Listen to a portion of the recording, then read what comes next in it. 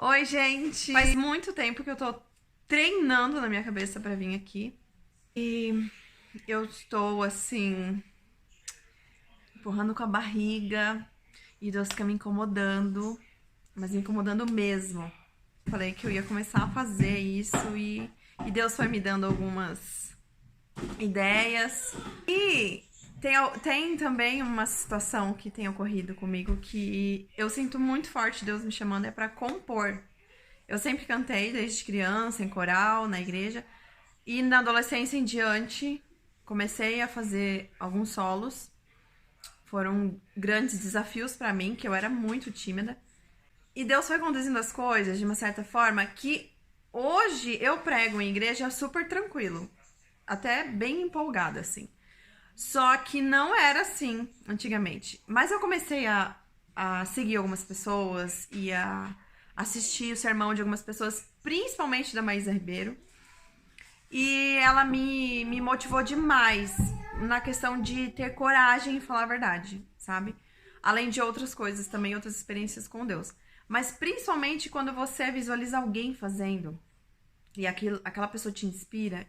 E aí você começa a pedir pra Deus, Senhor, me dá essa coragem, ou me dá essa disposição também que essa pessoa tá tendo. Porque você vê e você gosta daquilo. Você se sente motivado a buscar mais a Deus através daquele dom daquela pessoa, daquela disposição dela de falar. E daí eu fui pedindo, Deus, eu quero ser corajosa, eu quero falar a verdade, eu quero ter coragem pra falar a verdade. Sem receio, sem medo do que os outros vão pensar, do que os outros vão falar. Eu comecei, então, a usar as redes sociais para compartilhar os textos que eu lia do Espírito de Profecia. Quem me acompanha no Facebook e no Instagram há um tempo sabe que eu sempre postei os textos do Espírito de Profecia, textos das meditações que eu lia, dos livros. E pessoas já falaram pra mim que com isso se sentiam motivadas também a compartilhar a verdade que elas sabiam. E eu vou compartilhar com vocês aqui um texto que foi, assim, um despertamento muito forte pra isso. Foi, assim, um chacoalhão. E vocês vão entender por quê. E esse relato tá no livro Primeiros Escritos, de Ellen White. Foram as primeiras experiências e visões que ela teve com Deus, quando Deus chamou ela para essa missão de escrever, de ser uma escritora. E esse relato me chamou muito a atenção e me deu um forte despertamento na questão de que eu precisava fazer o que Deus me pedia para fazer, independente do que os outros iriam pensar. Olha só. O senso do dever para com os meus irmãos e minhas irmãs e o desejo de que o sangue das almas não seja encontrado em meus vestidos impelem-me a escrever essa pequena obra. Estou ciente da incredulidade existente no espírito das multidões com respeito às visões, como também de que muitos que professam estar aguardando a Cristo e ensinam que estamos vivendo nos últimos dias, consideram-nas como vindas de Satanás. Ela estava enfrentando muita oposição dos próprios colegas, né? E que estavam considerando as visões dela como vindas de Satanás, e estavam se escandalizando. Então, imagina a pressão que ela estava tendo de ter que contar as coisas que ela estava vendo, que eram coisas sobrenaturais também, e tendo que ouvir, né, essas coisas. Desses, espero muita oposição, e não tivesse eu sentido que o Senhor requereu isso de mim, não teria tornado públicas as minhas visões, dado que elas provavelmente atrairão o ódio e o escárnio de alguns. Mas eu temo a Deus mais que ao homem. Quando o Senhor no início me deu mensagens para levar ao seu povo, foi-me difícil apresentar-lhes. E muitas vezes eu as amenizei e as tornei mais suaves pelo temor de ferir a alguém. Foi uma grande prova declarar-lhes as mensagens como o Senhor as entregou. Eu não compreendia que estava sendo infiel e não via o pecado e o perigo de tal procedimento até que fui levada em visão à presença de Jesus. Olha só a visão que ela teve. Ele me olhou com o senho carregado e desviou de mim o seu rosto. Não é possível descrever o terror e a agonia que senti. Caí sobre o meu rosto diante dele. Não tive força para proferir uma só palavra. Oh, como ansiei ser coberta e ocultada daquela fronte severa.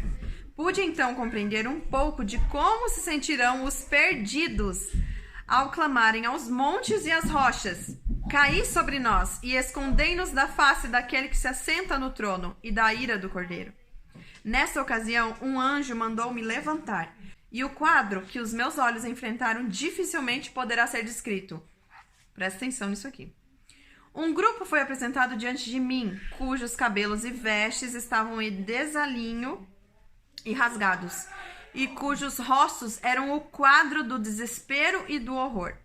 Eles se aproximaram de mim, tiraram as suas vestes e as esfregaram nas minhas. Olhei as minhas vestes e vi que estavam manchadas de sangue, e esse sangue abria nelas buracos. De novo caí como morta aos pés de meu anjo assistente. Eu não podia articular nenhuma escusa. Minha língua recusava toda palavra, e eu desejei ser afastada de tão santo lugar.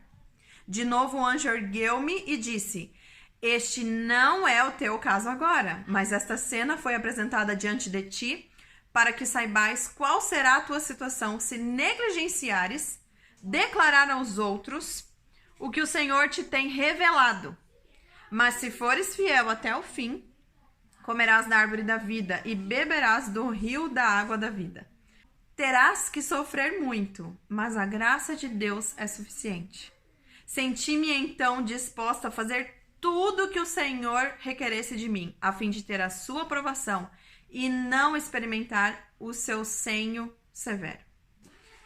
Uau! Quando eu li isso aqui a primeira vez, eu fiquei assim: o sangue das pessoas vai cair sobre nós. Se a gente sabe de uma verdade, se a gente sabe, sei lá, um profissional que estuda determinada área e sabe que uma tragédia está para acontecer e ele não alerta a determinadas pessoas que estão naquele local que vai acontecer a tragédia, o sangue daquelas pessoas cai sobre ele.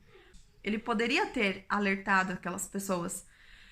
E da mesma forma, quando você recebe uma luz de Deus e você fica para você e você não passa isso adiante, temendo às vezes o escárnio das pessoas ou vergonha ou preguiça mesmo, da mesma forma o sangue das pessoas vão cair sobre nós. E ali as pessoas estavam totalmente desarrumadas na visão dela. Quando ela viu aquele grupo, é como se fossem pessoas que estivessem assim no erro, né? Porque ela, tendo a mensagem da salvação, não estava falando. Ela estava amenizando a mensagem que Deus tinha passado para ela, com medo do que as pessoas iriam pensar. E essa visão me deixou muito chocada, porque eu senti como se o peso da responsabilidade que eu já sentia ter, ele tivesse ficado mais pesado. O senso, né, do dever, como ela fala, o senso de que você precisa fazer aquilo, de que você tem essa missão, você precisa executar essa função. Então, quando você sabe de algo e você fica só pra você e sabe que aquilo pode salvar a vida de alguém, o sangue daquela pessoa pode sim recair sobre você. E só Deus que vai julgar, né, sobre isso, mas a gente sabe que Deus é justo. E que da mesma forma, se nós precisássemos de ajuda de alguém e essa pessoa, ela rejeitasse nos ajudar, com certeza nós gostaríamos que as pessoas nos avisassem, né? Diante de algum perigo à frente. A questão de crer ou não cabe ao livre-arbítrio, né? Então, a minha e a sua função é anunciar, é avisar, é alertar, falar. E se a pessoa, ela aceita ou não, aí sim o julgamento vai recair sobre ela, né? Eu já não tenho responsabilidade sobre isso, eu fiz a minha parte. Da mesma forma que essa visão me impactou muito, me deu coragem, muita força e muito, assim, desejo de fazer a vontade de Deus mesmo. Independente, né, do que os outros vão pensar ou falar, ou talvez o que eu vá passar. E que ela te desperte também para isso. A gente sabe que a gente está nos últimos dias.